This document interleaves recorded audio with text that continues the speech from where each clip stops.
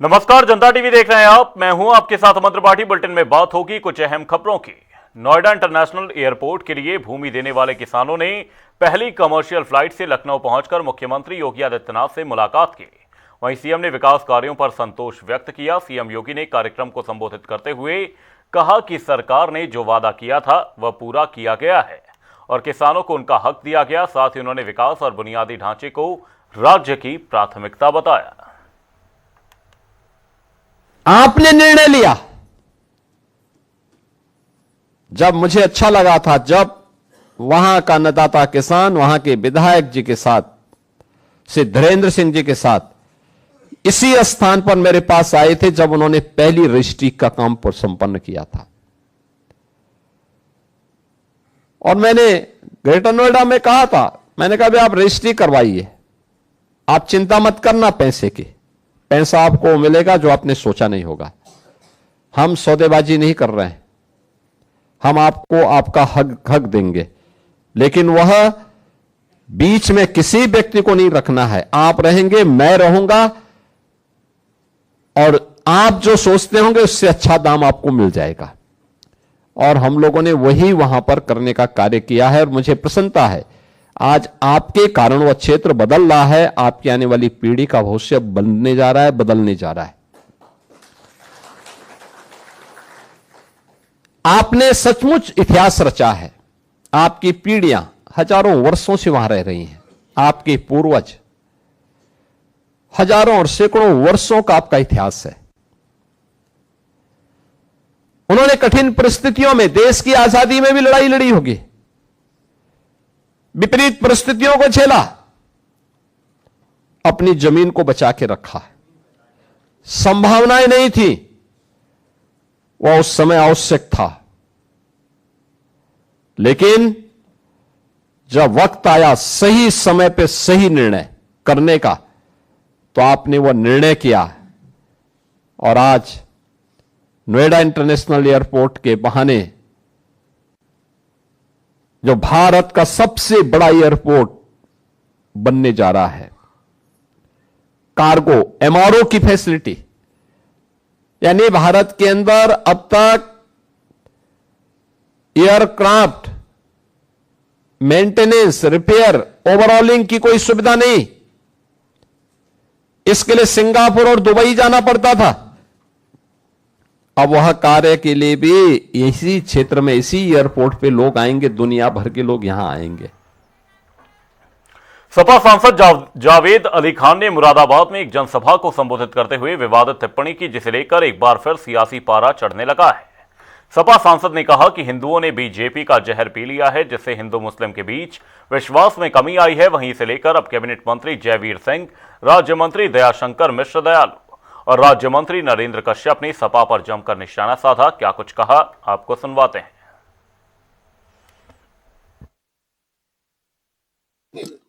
जावेद अली से कहने की और क्या अपेक्षा करेंगे आप?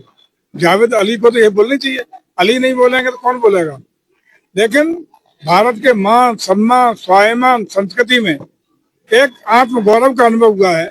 हम लोग गुलामी की मानसिकता से उभरने का प्रयास कर रहे हैं, तो ये राष्ट्रीय स्तर पर इस मुहिम का परिणाम हुआ है कि आत्मनिर्भर भारत को बनाने का काम हो, आगे बढ़ाने का काम हो, आत्मगौरव दिलाने के लिए तमाम सनातन संस्कृति के लिए किए गए कार्य हो, ये हम लोगों को गौरवान्वित करने का काम कर रहे हैं। अब ये सब छोटी बातें हैं, कहीं जहर नहीं घुला है। समाज के हर प्रदेश और केंद्र की हर योजना का लाभ अल्पसंख्यक को, बहुसंख्यक को, जिस पार्टी का नारा हो सबका साथ सबका विकास, ऐसे में उस पार्टी के ऊपर इस तरह की ओछी बातें करना शोभा नहीं देता। समाजवादी पार्टी के नेताओं की मानसिकता और जुबान इतनी खराब हो गई है कि वो भारत के सनातनियों को जहर उगलने वाला बता रहे हैं। जिस धर्म का सिद्धांत वासुदेव कुटुंबकम का हो, जिस धर्म के लोगों ने हिंदुस्तान में हर धर्म के लोगों को साथ लेकर चलने का काम किया हो, उसको जहरीला समाज बताने वालों की मेरे ख्याल से जुबान फिसलनी चाहिए थी। उनको आगाज होना चाहिए था कि वो ऐसे धर्म के ऐसे समाज के बारे में बात कर रहे हैं जिस धर्म के लोगों ने देश में समरसता सद्भाव के साथ लोगों को जीना सिखाया। तो मैं समाजवादी पार्टी के इस नेता के बयान की निंदा करता हूं, भर्त्सना करता हूं। पूर्व कैबिनेट मंत्री और सपा नेता अरविंद सिंह गोप का बड़ा बयान सामने आया है। उन्होंने कहा कि बीजेपी को हटाने के लिए पूरा विपक्ष एकजुट है।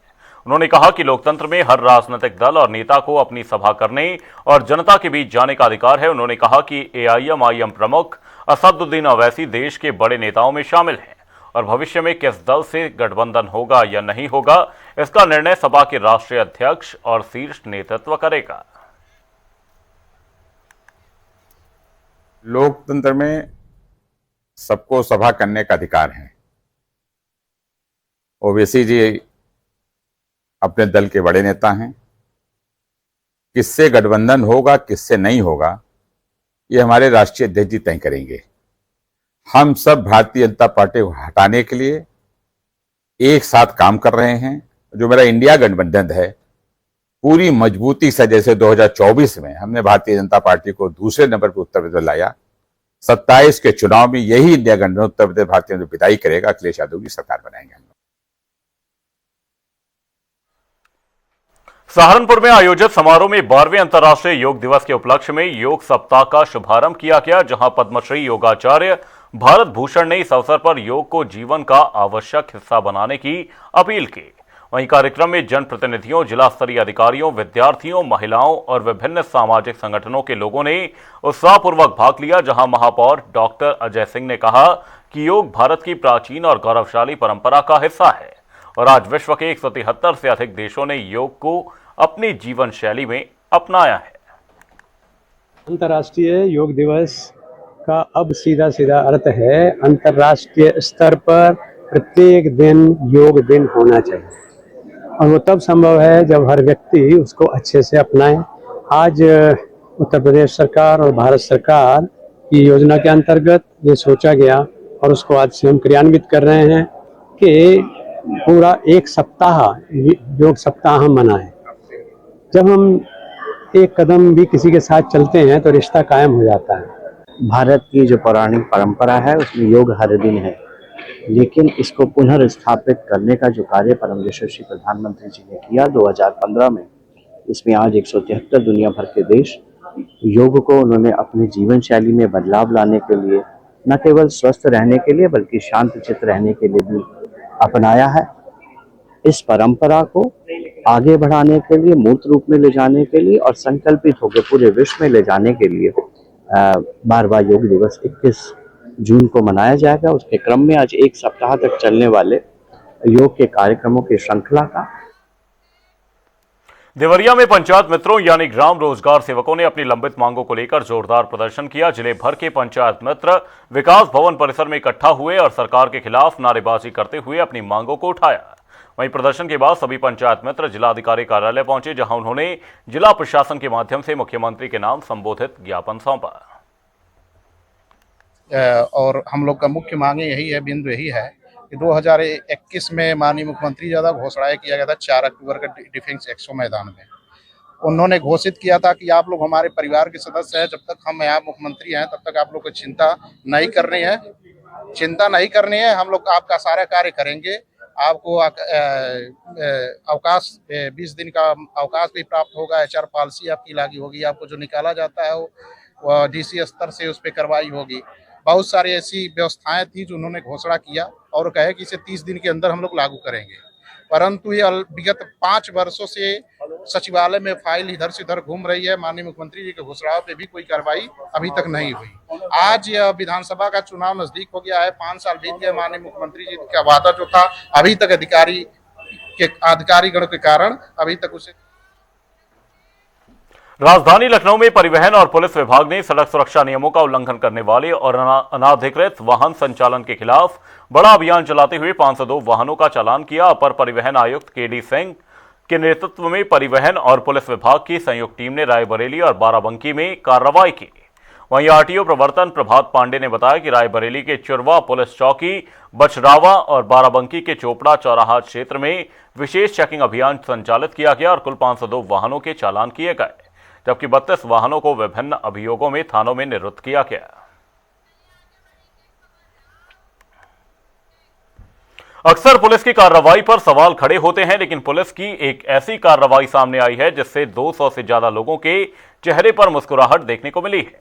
दरअसल 200 से ज्यादा लोगों को खोए हुए मोबाइलों को उनके मालिकों को सौंपा गया, जिसकी अनुमानित कीमत करीब 63 लाख रुपए से ज्यादा बताई जा रही है। वहीं गुम हुए मोबाइल फोन पाकर मोबाइल स्वामियों के चेहरे खिल उठे। मजिस्ट्रेट प्रयागराज के गंगानगर जोन में आज CEIR पोर्टल पर जो रजिस्टर्ड गुमशुदा मोबाइल की कंप्लेंट्स थी, उसके सापेक्ष में सर्विलांस टीम द्वारा प्रयास करते हुए मोबाइल रिकवर कराए गए थे, जिसके संबंध में आज 210 मोबाइल जो रिकवर कराए गए थे उनके स्वामियों को आज सुपुर्द कराए गए हैं, जिसके संबंध में आज यह PC बुलाई गई थी, जिसमें अधिकतर जो मोबाइल जो जिनके गुमशुदा हो जाते हैं या कोई अन्य प्रकरण में उनके मोबाइल मिस हो जाते हैं, उसमें जो CEIR पे कंप्लेंट रजिस्टर करते हैं उसको सर्विलांस की टीम देखती है और सर्विलांस के माध्यम से उनको रिकवर करा। प्रयागराज पुलिस ने आज लोगों के लिए वो काम किया है जिससे उनके चेहरों पर मुस्कान है। बता दें, अक्सर पुलिस की कार्यशैली पर सवाल खड़े होते हैं, मगर आज पुलिस का जो काम है कहीं ना कहीं लोगों के चेहरे पर मुस्कान लाने वाला है। करीब 63 लाख की अनुमानित कीमत से करीब 211 मोबाइल पुलिस ने बरामद किए हैं और जिनको उनको सुपुर्द किया है। फिलहाल लोगों से बात करेंगे। बताइए, आज पुलिस ने जिस तरह से मोबाइल आप लोग को सौंपा है, किस तरह का उत्साह, किस तरह से खोया? रास्ते में सर गिर गया था और फिर हमने कंप्लेन किया। उसके बाद आज कल सूचना मिली तो बहुत खुशी हुई और आज तो बहुत खुशी है। पुलिस का लाख लाख धन्यवाद। और लोगों से बात कर लेंगे। आज मोबाइल मिला है, किस तरह की खुशी है, क्या उम्मीद थी मिलेगा? हाँ सर, हम सोचे नहीं थे कि मोबाइल हमारा मिल जाएगा, लेकिन हमने ऑनलाइन कंप्लेन किया था सर, तो 18 महीने बाद जो है आज हमको मोबाइल मिला है। हमारे 18 महीने बाद मिला है। और लोगों से बात कर लेंगे। ये बताइए, आज आप लोग आए हैं, मोबाइल मिला है, किस तरह का उत्साह है? बहुत खुशी है सर, और खुशी इस बात की कि हमारे जो कर्मचारी हैं पुलिस विभाग के, उनको धन्यवाद देना चाहिए। सब लोगों को कम से कम इतने एक्टिव हैं कि जो कि सबको ढूंढ के दे मोबाइल की खुशी कम, उनके कार्यशैली पे खुशी है। तो देखिए, जो पुलिस का पोर्टल होता है, सर्विलांस सेल की मदद से ये आज बरामद किया गया है, जिससे लोगों के चेहरे पर मुस्कुराहट है और लोगों के हाथ में मोबाइल है और अपने गंतव्य के लिए वो रवाना यहाँ पुलिस लाइन से हो रहे हैं। वीडियो जर्नलिस्ट सामू कुशवाहा के संग सैयद मोहम्मद आमिर, प्रयागराज। वक्त एक छोटे से ब्रेक का, ब्रेक के उस पार चल लौटेंगे।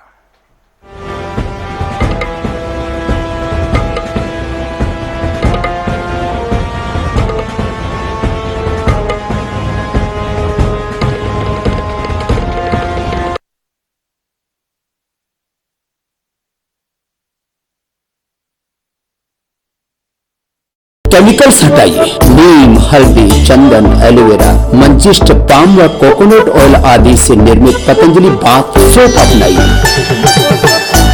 कुदरती स्वच्छता व सौंदर्य पाइए।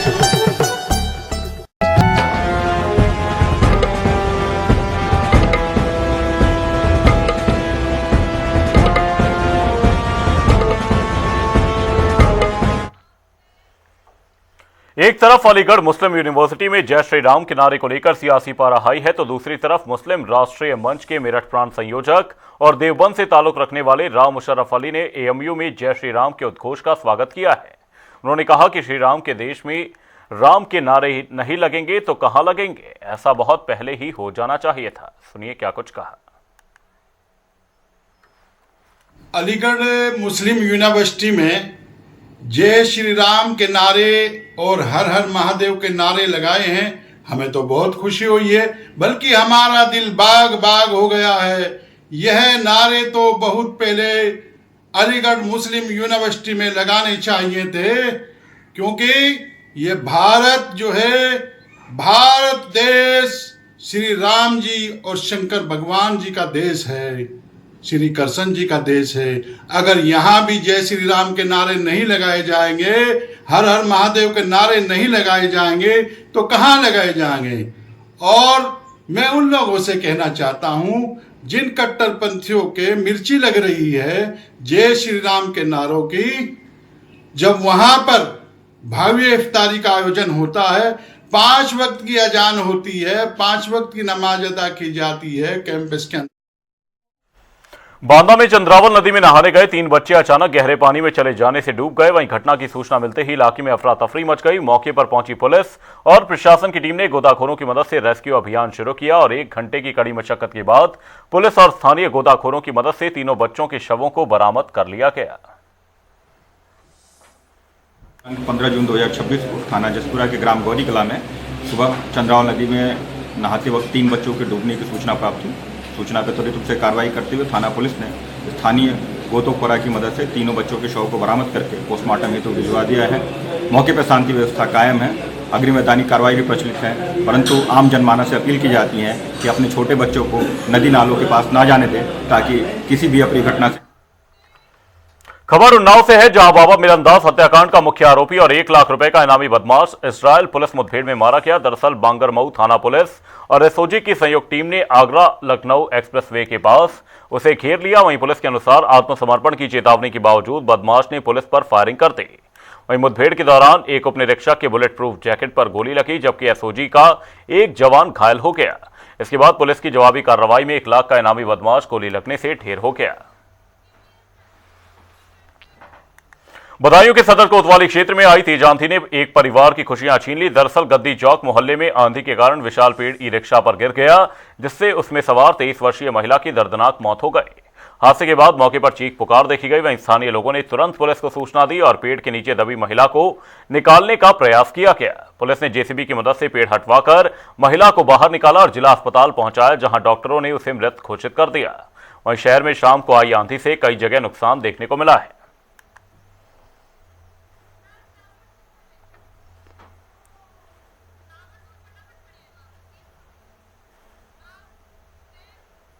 रुक करेंगे ताबड़तोड़ खबरों की ओर। गोंडा जिले के प्रभारी ने राम मंदिर दान पर्ची चोरी मामले पर कहा, योगी सरकार ऐसी घटना का संज्ञान लेते हुए कार्रवाई करने की रखती है क्षमता।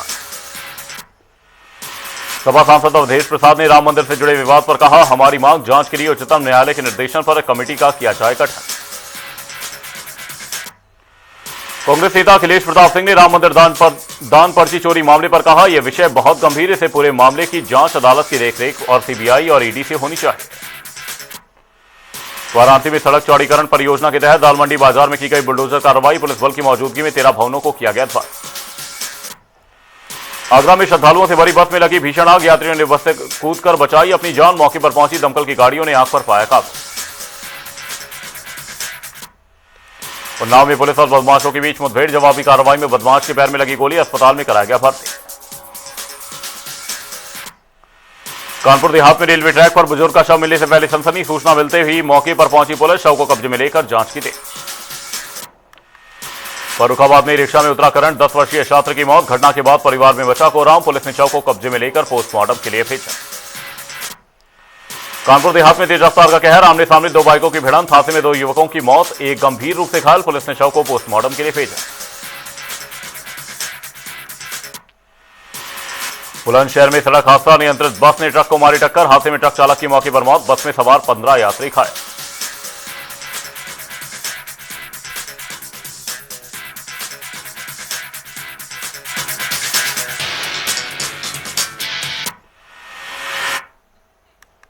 गोरखपुर के कोतवाली क्षेत्र में लगातार हो रही चोरी की घटनाओं को पुलिस ने चुनौती के रूप में लेते हुए खुलासा किया। सीसीटीवी कैमरों से बचने के लिए महिला का भेष धारण कर चोरी करने वाले गैंग के 2 और सदस्यों को गिरफ्तार कर लिया गया है। पुलिस पहले से ही इस गैंग के एक सदस्य को जेल भेज चुकी है। यह रिपोर्ट देखिए। गोरखपुर के कोतवाली क्षेत्र में लगातार चोरी की घटनाओं से हड़कंप मच गया। आपको बताते चले, चोर ने नया इजाद किया, यानी कि चोरी का तरीका बदल दिया और सीसीटीवी कैमरे से बचने के लिए उसने बकायदे लेडीज सूट पहनकर चोरी की वारदात की घटना को अंजाम दिया। हमारे साथ इस समय मौजूद हैं एसपी सिटी निमिष पाटिल। उनसे बात करेंगे कि आज वर्कआउट किया गया है कोतवाली थाना क्षेत्र में और 3 चोर पकड़े गए हैं। क्या कुछ मोटिव रहा है उनको कि पूरी तरीके से वेशभूषा अपनी बदल दिए वो, और वेशभूषा बदल कर लगातार मोबाइल की दुकान पे, स्पेयर पार्ट की दुकान पे लगातार चोरी की वारदात को अंजाम दिया उन्होंने? देखिए, विगत कुछ दिनों में थाना क्षेत्र कोतवाली में चोरी की घटनाएं हुई थी, जिसके अनावरण के लिए टीमों का गठन किया गया था। इन्हीं टीमों के द्वारा आज 2 अभियुक्त हमने गिरफ्तार किए हैं, जिनके कब्जे से जो चोरी किया हुआ माल है, जिसमें जिसमें 22,000 कैश और कुछ मोबाइल चांदी के सिक्के बरामद किए गए हैं। इनके द्वारा जो अपराध करने का तरीका था उसमें ये महिलाओं के कपड़े पहन के घटना को अंजाम देते थे, जिसका मोटिव था कि सीसीटीवी में इनका चेहरा ना आए, इसलिए वो दुपट्टा अपने चेहरे पे लिपट लेते थे। और इसका जो इनको आइडिया दिया था, ये इनका जो तीसरा साथी है जो हमने कल गिरफ्तार करके भेजा है अरबाज, इसने ये आइडिया दिया था और इन्हीं तथ्यों के आधार पे अभी अग्रिम विधिक कार्रवाई चल रही है। इनको कहाँ से ये तरीका कोई फिल्मी स्टाइल रहा है या कोई बताया जाता है कि एक अभियुक्त जो पकड़ा गया है उसकी माँ जो है कहीं ना कहीं इनको तरीका बताती थी और कपड़ा जो है खुद मुहैया कराती थी।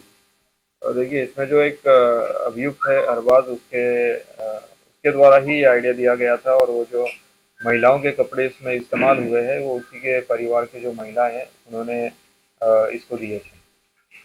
2 जगह चोरी हुई, एक जगह 27,000 रुपए नगद की बात आ रही है, 20,000 नगद की बात आ रही है और 10 मोबाइल, और दूसरी जगह 1,75,000 रुपए नकदी चोरी की बात हुई है और 27,000 कुल बताया जा रहा है कि अभी तक बरामदगी हुई है। 20,000 रुपए यानी मोबाइल की दुकान से 20,000 रुपए, साथ ही 10 मोबाइल तो बरामद दिख रहा है और लगभग 44,000 रुपए पुलिस के मुताबिक बरामद हो चुका है।